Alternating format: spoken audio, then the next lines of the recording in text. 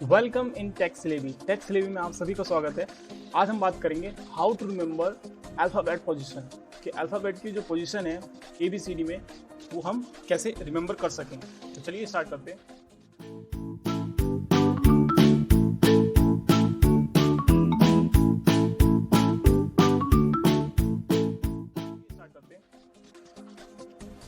ये अल्फ़ाबेट दे सकते हैं A to Z अल्फ़ाबेट से। इसके हमें पोजीशनिंग याद रखनी है कि A 1 पे आता है, B 2 पे आता है, एंड इसी तरह से हमें सबको रिमेंबर रखना है एंड क्विक माइंड में सेटेड होना चाहिए। ठीक है, तो चलिए देखते हैं इसका क्या क्या रूल हो सकता है।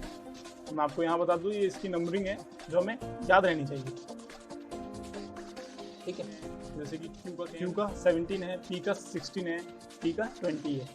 ठीक है, हमें ये याद कैसे रखना है उसके बारे में हम जानते हैं। मैं आपको बिलीव दिलाता हूँ कि आप अगर एक बार इस वीडियो को देख लें तो आपको कभी ऐसा नहीं लगेगा कि मैं भूल गया। आप हमेशा के लिए याद, जिंदगी भर के लिए याद रखेंगे, आप कभी नहीं भूलेंगे। ओके, चलिए मैं आपको एक बताता हूँ। सबसे पहला इसमें जो याद रखना है, ई ज्योति ट्रिक को याद रखना है हमें। ठीक है, ई ज्योति ट्रिक वो क्या है वो देखते हैं। बेसिकली मैं आपको बताऊँ तो ये ABCD ये तो नॉर्मली हर किसी को पता होता है। ठीक है, दूसरा मेथड है, देखो इसको लर्न करने का कई मेथड है। अब अगर ई ज्योति से अगर किया जाए, जैसे कि ई 4 पे खत्म हुआ, 5 ये, अगर हमसे पूछे F कितने पे आएगा, ई के बाद F 6, हम अपने आप बना लेते हैं। लेकिन हम इसे बनाते बनाते हमें टाइम तो लगता है ना। मैं आपको ऐसा बताऊंगा कि एक ही वर्ड से आपको परमानेंटली याद हो जाएगा। अगर किसी से पूछा गया तो आपको काउंट करके नहीं बताना पड़ेगा कि J के बाद Q आ रहा है, E आएगा तो E आएगा। ये सब मैटर नहीं है, मैं आपको बताऊंगा। आप एक बार देखेंगे आपको पूरा इमेज आ जाएगा पूरा। ठीक है, तो मैं आपको बताता हूँ ट्रिक। चलिए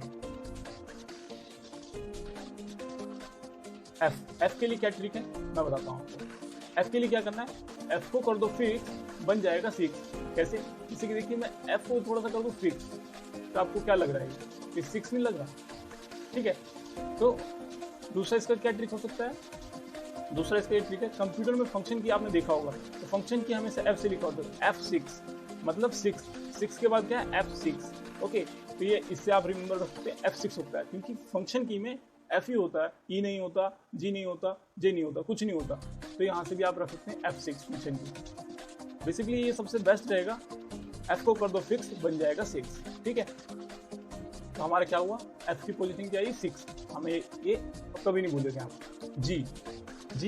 G को कैसे लर्न किया जाए, जैसे कि आप देख रहे हैं G की पोजीशनिंग आप देख सकते हैं कि G खुद में खुद यहाँ पे 7 बना रहा है, खुद में खुद 7 बना रहा है। तो G से हम समझ सकते हैं कि खुद ही इसकी पोजीशन क्या होनी चाहिए, 7 होनी चाहिए। जैसे कि आप देख सकते हैं अगर इसको स्टाइलिश में लिखा जाए तो 7 बिल्कुल बन रहा है। ठीक है, तो हमें ये लर्न हो गया कि G हमारा 7 पे होता है। फाइन, उसके बाद Q का भी सेम लॉजिक है। ये आप देख सकते हैं ये Q है। ठीक है, ये Q है। इसको अगर आप इसको यहाँ से थोड़ा सा ऐसे कर दें तो आपको क्या लगता है, ये Q 7 पे आ गया। इसका भी स्ट्रक्चर 7 की तरह बन रहा है। अब क्वेश्चन आता है कि जब 7 हमारा यूज हो चुका है तो अब दोबारा 7 क्या हो सकता है। अब देखिए 7 तो अब इसमें 7 है या 17 होगा, 27 तो हो ही नहीं सकता। इसका मतलब जो ये 7 बन रहा है वो 17 होगा। ठीक है, हमारा Q का भी याद हो गया इसी लॉजिक से। तो Q कितने पे है, 17 पे है। ठीक है, G का क्या हुआ, G का हमने देखा G इज लुक लाइक 7, ये 7 की तरफ दिखता है इसलिए इसका 7 हो गया। 7 इसकी पोजीशन होगी। 8 को भी आप देखें, ध्यान से देखें तो 8 बन सकता है अगर मैं इसको यहाँ से ऐसे जोड़ूंगा। आप देखेंगे तो ये आपको 8 नजर आ रहा है। ठीक है, 8 नजर आ रहा है। तो ये भी क्या हुआ, H is look like 8, so that इसकी पोजीशन वैल्यू 8 होगी। I, अब I को कैसे याद रखें, तो I को याद करने का सबसे बेस्ट तरीका है I। आप देखते हैं I को हम इस तरीके से भी लिखते हैं, इज लुक लाइक 9।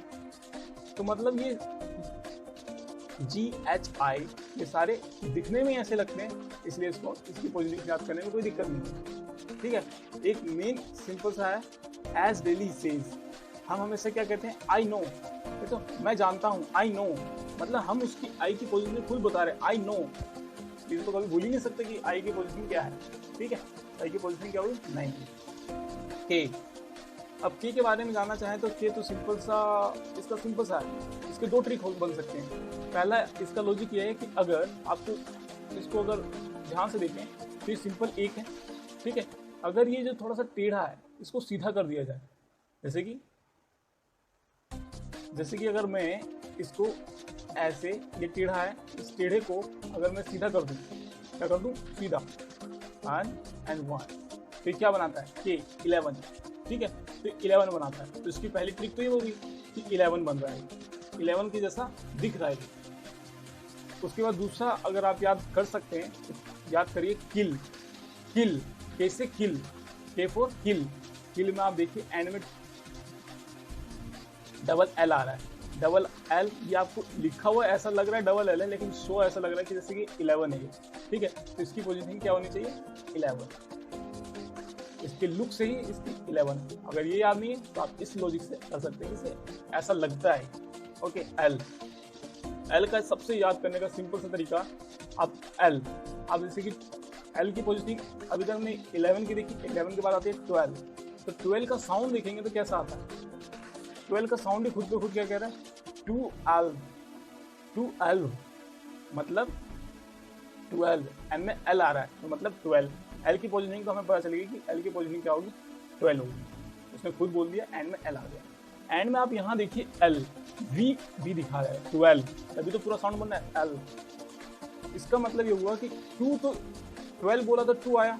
ठीक है, अगर हम 12 भी बोल रहे हैं तो जब वी का साउंड आ रहा है तो हम वी की भी पोजीशनिंग इसी लॉजिक से याद कर सकते हैं। जैसे वी 12, 2 तो आ चुका है, अब 2 कौन सा आएगा हमारा, डबल 2 होगा। ठीक है, तो 12 से हम याद रखेंगे, 12 से 12 भी होता है, और 12 से वी से अगर वी का साउंड निकालते हैं तो हमारा वी का 22 हो जाता है। इसकी पोजीशन क्या हो जाएगी 22। एम,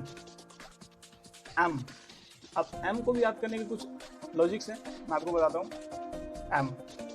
एम को याद करने का सबसे बढ़िया लॉजिक है middle. M for middle. Middle का मतलब जानते हैं, हमारे टोटल कितने 26 है। 26 का मिडिल क्या होगा 13। 26 का मिडिल 13 है, तो मिडिल इसमें नहीं है, 13 14 है, लेकिन क्या होगा, अब उसे हम 13 या 14 कैसे मानेंगे। इसकी लुकिंग आप देख रहे हो, इसकी लुकिंग कैसी है, ये थोड़ा सा 3 टाइप का लगता है। अगर उसे थोड़ा रोटेट कर दिया जाए तो 3 टाइप का लगता है। तो इसका मतलब तो क्लियर होगा, एम फॉर मिडिल, मिडिल का मतलब 13, 26 है तो इसका मिडिल 13 आधा। ठीक है, अब दूसरे तरीके से आ सकते हैं, एम फॉर मैं तेरा हीरो। मैं तेरा हीरो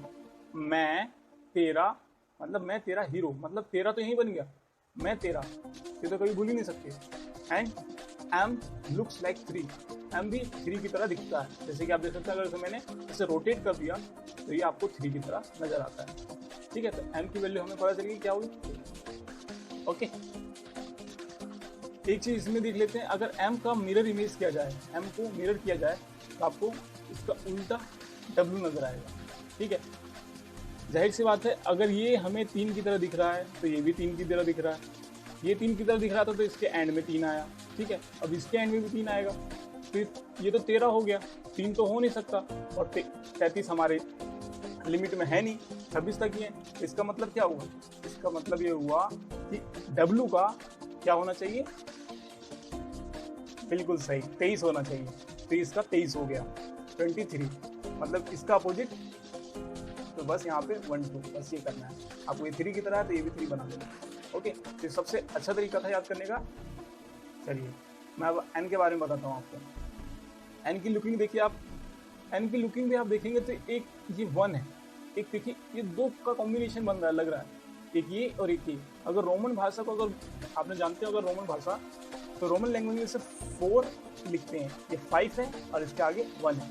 जैसे कि मैं आपको दिखा देता हूँ यहाँ पे, N looks like the Roman 4 1 and IV, that is 4 कहते हैं इसे, रोमन लैंग्वेज में से 4 कहते हैं। तो 4 इतना तो पता चल गया कि रोमन भाषा में 4 कहते हैं, तो इसके एंड की पोजीशन क्या होगी 4 होगी। जैसे कि आप देख सकते हैं, ये सिंपल NV IV मिल के बन गया 4, और जो लग रहा है N की तरह, इसका मतलब N की पोजीशन तो हमें पता चल गई है। N की पोजीशन क्या होगी, अब N की पोजीशन होगी 14। रिमेंबर, आप वैसे भी आ सकते हैं कि अगर m की वैल्यू, हमने पीछे देखा m की वैल्यू 13 है, जाहिर सी बात है n की वैल्यू तुरंत बाद क्या होगी, 14 होगी, वैसे भी याद रख सकते हैं। ठीक है, अब हमने देख लिया L M N, इस दुनिया को देख लिया, रिमेंबर कर लेते हैं L 12, ठीक है, 12 से हमारा 12 हो गया। M 3 की तरह दिखता है तो इसका 13 हो गया, ठीक है। ये 4 की तरह दिखता है तो इसका 14 हो गया रोमन लैंग्वेज में। अगर इसका मिरर इमेज कर देते हैं तो क्या दिखता है, W और W का क्या हो जाता है 23, ठीक है।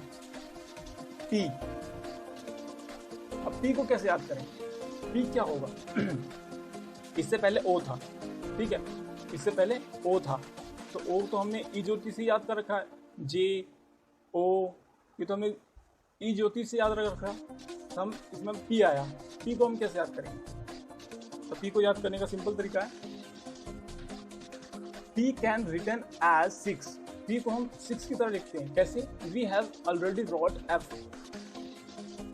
We have already wrote F। अगर इसका मिरर इमेज देखें, अगर आप मिरर इमेज देखें तो पलटेंगे तो इसका उल्टा बनेगा, P का उल्टा 6, तो यहीं पे ये लिखा हुआ है P can written as 6, we already wrote F, F का हमने 6 लिख चुके हैं इन द फॉर्म ऑफ 6, ठीक है, F का 6 है, तो सो F का 6 तो अब नहीं होगा, तो अब क्या होगा इसका 16, P का, अब P का क्या होगा 16, क्योंकि F का 6 तो हो चुका है, तो P का भी 6 नहीं होगा, 6 की तरह है लेकिन 6 तो यूज हो चुका, अब क्या होगा इसका P का 16, ओके 16। अब P आया, P के बाद Q, अब अगर हमें P का पता चल गया तो हमें Q का अपने आप पता चल जाएगा, Q क्या है 17, P के बाद Q और 16 के बाद 17, ठीक है। और वैले भी हमने पहले देख लिया था, इसको क्या बना देते हैं 7 की तरह बन जाता है, ठीक है, अगर इसको 7 की तरह बनाते हैं तो ये 17 भी दिख जाता है, मतलब सेम फॉर्मूला अप्लाई हो रहा है, जैसे P में अप्लाई हुआ वैसे इसमें भी अप्लाई हो रहा है, हमने इसे पहले यूज किया था, हमने इसे भी पहले यूज किया।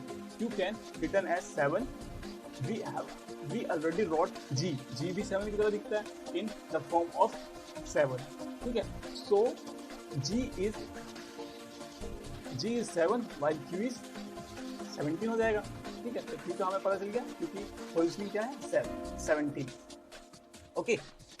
अब R की देखते हैं, R को याद करने के कई ट्रिक्स होते हैं, और भी कई ट्रिक्स हैं, लेकिन सबसे बेस्ट तरीका है इसे याद करने का हिंदी में, वो भी सबसे अच्छा तरीका याद करने का क्या है, आप बोलिए 18, हिंदी में 18 को 18 बोलते हैं, 18 make sound R, 18, okay, that's position is 18, R is 18, इसके पोजीशन में पता चल गया 18, इसमें तो कोई डाउट ही नहीं है।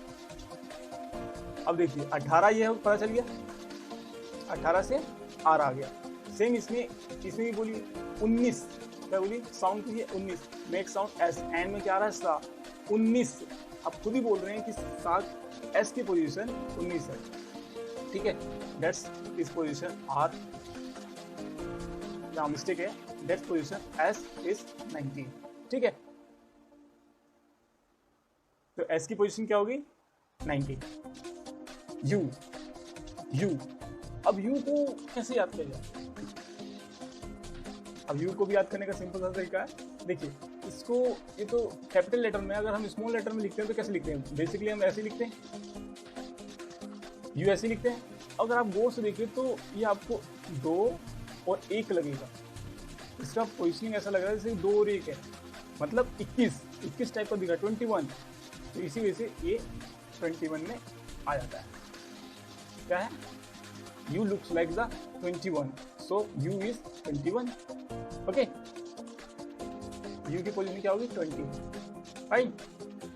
V, U के बाद V आता है, तो जाहिर सी बात है हम वैसे भी याद रखते हैं, U के बाद V आता है। दूसरा तरीका भी है, अगर देखें आप इसे, ये 2 डंडों से मिलकर बना है, तो जैसे पहला ये, दूसरा ये, 1 2, ठीक है, अगर इसको मैं सीधा कर दूं, 1 अब 1, इसको मैंने सीधा कर दिया तो आपको क्या दिख रहा है 1 1 2, ये 1 1 2, तो 1 1 तो यूज हो चुका है हमारा, तो क्या होगा ये 1 1, ये 2 2 हो जाएगा, क्या हो जाएगा 2 2, तो मतलब V की पोजीशन क्या हो गई हमारी 2 2, क्योंकि 11 तो हमारा K का है, ओके, तो V की पोजीशन 2 2, 22 X, एक्स को याद कैसे करें, एक्स को याद कैसे करें, एक्स क्या है, तो आप ये समझे एक्स स्टैंड्स फॉर एक्सरे। हम तो बेसिकली याद यही करते हैं ना, एक्स फॉर एक्सरे। तो आप एक्सरे से याद कीजिए, x ray available in the hospital. X ray जो है हॉस्पिटल में अवेलेबल होता है। और ये भी ध्यान रखिए कि डेट ओपन द 24 आवर्स, और वो 24 घंटे खुला रहता है। मतलब यहाँ से 24 जो आ रहा है, इसका मतलब क्या हुआ, एक्स की पोजीशनिंग क्या होगी 24, एक्स की पोजीशनिंग क्या होगी 24, हमें इसका भी पता चल गया। ठीक है, अब वाई, हमने ई ज्योति से वाई को पहचान लिया था 25 पे ही, ठीक है। और जेड तो सभी जानते हैं क्या है, कितने पे। ओके, तो जेड की पोजीशनिंग होगी। चलिए एक बार आप देख लेते हैं कि हमने कैसे कैसे याद किया। अब देखिए, हमने ABCD पहले याद किया, उसके बाद ई ज्योति से 5, ई जे ओ पी वाई, मीन्स 5 के टेबल वाले 5, 10, 15, 20, 25, इसको पहले याद किया हमने। ठीक है, फिर आई एफ को अलग किया, जी को अलग किया, एच को अलग किया, मतलब उसके बाद हमने जी एच आई तीनों को एक साथ ले लिया। तो ये पोजिशनिंग हमें याद हो गई होगी। आई होप आपको ये वीडियो पसंद आया होगा, आप इसे समझ गए होंगे। मैं आपसे रिक्वेस्ट करूंगा कि आप एक बार इस वीडियो को दोबारा देखें और एक बार प्रैक्टिस करके देखें, इसमें क्या क्या फॉर्मूले लगाए गए हैं, किस तरीके से इसे समझा गया है। आप एक बार करके देखें, डेफिनेटली आप ज़िंदगी में कभी नहीं भूलेंगे। ओके, अगर ये वीडियो अच्छा लगे तो इसे शेयर जरूर करिए ताकि किसी को फ़ायदा हो सके, क्योंकि रीजनिंग में इसका क्वेश्चन बनता ही बनता है। रीजनिंग क्यों, ये एप्टीट्यूड का क्वेश्चन है। जब भी आप इंटरव्यू के लिए कोई सा एप्टीट्यूड टेस्ट देंगे तो उसमें रीजनिंग का क्वेश्चन आता है। जंबल वर्ड्स आ जाते हैं या रीजनिंग की सीरीज आती है, अल्फाबेट सीरीज आती है, जिसके अंदर आपको पोजिशनिंग आना बहुत जरूरी है। Okay, thanks for watching.